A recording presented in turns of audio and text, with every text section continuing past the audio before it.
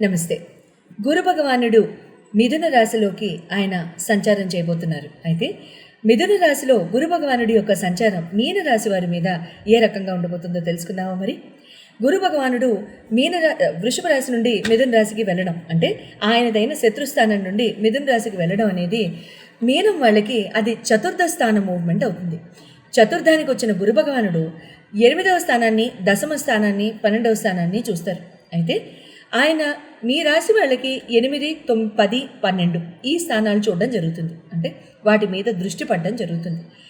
చతుర్థ స్థానానికి మూవ్ అవుతున్న గురు భగవానుడు మీకు ఎటువంటి రిజల్ట్స్ ఇస్తారు అని కనుక చూసుకున్నట్లయితే, ఫస్ట్ థింగ్ మీ డొమెస్టిక్ ఫ్యామిలీ, మీ ఫ్యామిలీ ఎన్వైరన్మెంట్, తర్వాత మీ డొమెస్టిక్ వాతావరణం ఎలా ఉంటుంది, తర్వాత ప్లేస్ ఆఫ్ చేంజ్ అనేది ఉంటుందండి. అంటే ఒక రకంగా డొమిసైల్ చేంజ్ అనేది ఉంటుంది. ఇల్లు మారడం అనేది మాత్రం 85 to 95% ఖచ్చితంగా జరిగి తీరుతుంది. తర్వాత మీ ఎంప్లాయ్మెంట్ పరంగా కానివ్వండి, మీ బిజినెస్ పరంగా కానివ్వండి, మీ పార్ట్నర్ యొక్క ఎంప్లాయ్మెంట్ పరంగా కానివ్వండి, లేదా వాళ్ళ బిజినెస్ పరంగా కానివ్వండి, గృహ మార్పు, స్థాన చలనం లాంటివి మీరు ఇక్కడ ఖచ్చితంగా మీరు ఇక్కడ చూస్తారు. తర్వాత నూతన వెహికల్స్ కొనుగోలు చేయడం కానివ్వండి, లేదా ఈ ఆల్రెడీ ఎగ్జిస్టింగ్ వెహికల్స్ని మీరు మళ్ళీ దాన్ని ఏమన్నా ఇంకేమైనా మాడిఫికేషన్ చేయించుకోవడం కానివ్వండి, అప్గ్రేడ్ చేయించుకోవడం కానివ్వండి, లేకపోతే ఉన్న వెహికల్ని మార్చి కొత్త తీసుకోవడం కానివ్వండి, ఓపెన్ ప్లాట్స్ కొనుగోలు చేయడం కానివ్వండి, ఓపెన్ ప్లాట్స్ ఉన్నవాళ్ళు గృహ నిర్మాణానికి మీరు ముందంజ వేయడం కానివ్వండి, ఇటువంటివి అయితే జరగడానికి సంపూర్ణ అవకాశాలు కనబడుతున్నాయి. తర్వాత మీకు ఇక్కడ వెహికల్ యొక్క మెయింటెనెన్స్, వెహికల్ యొక్క ఎక్స్పెన్సెస్ మాత్రం కాస్త ఎక్కువగా కనబడతాయండి. ఎందుకని? అష్టమ చూపు తేత వ్యయ చూపు కూడా గురు భగవానుడికి ఉంది కాబట్టి, అష్టమ చూపు వ్యయ చూపుతో ముందుకెళ్తున్న గురు భగవానుడు ఖచ్చితంగా ఇక్కడ వెహికల్ ఎక్స్పెన్సెస్ లాంటివి ఇవ్వడం జరుగుతుంది. అంటే 5,000తో పోయేది కాస్త 6,000 అవడం, లేదా 8,000 అవడం, ఇలాంటివి జరగడానికి అవకాశాలు ఉంటూ ఉంటాయన్నమాట.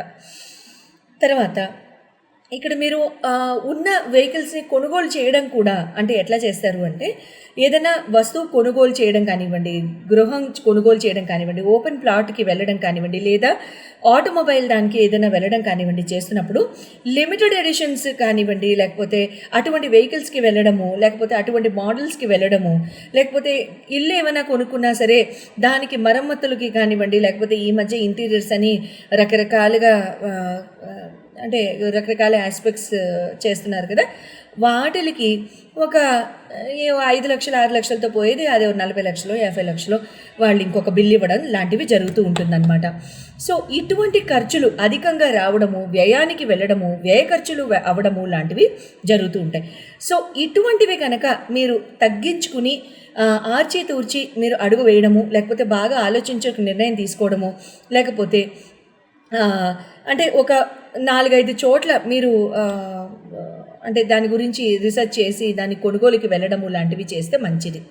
అనవసరంగా డైజెస్టివ్ ఇష్యూస్ కానివ్వండి, లేకపోతే అంటే ఫుడ్ ఆస్పెక్ట్స్ కానివ్వండి, లేకపోతే డైజెస్టివ్ ట్రాక్ ఇష్యూస్ కానివ్వండి, లేకపోతే నాజియా కానివ్వండి, వామిటింగ్స్ కానివ్వండి, అకాలంగా ఫుడ్ తీసుకోవడం వలన మీకు కొంచెం నాజియేటింగ్ ఫీలింగ్స్ రావడము, వామిటింగ్ అవ్వడము, లేకపోతే ఇటువంటివి జరగడం లాంటివి అవకాశాలు ఉంటూ ఉంటాయన్నమాట. సో ఖచ్చితంగా టైంకి భోజనం చేయడము, ఖచ్చితంగా మీకు ఏది పడుతుందో అదే ఆహారం తీసుకోవడం, బయట ఆహారాలు కాస్త తగ్గించి తినడము, నూనెలో వండిన ఆహార పదార్థాలని కాస్త మితంగా తీసుకోవడం లాంటివి చేయడానికి ప్రయత్నించండి.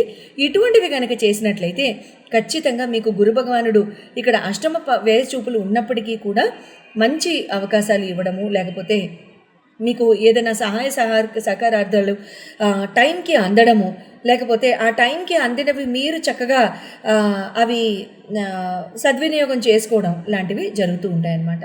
All the very best and good luck to you. Bye.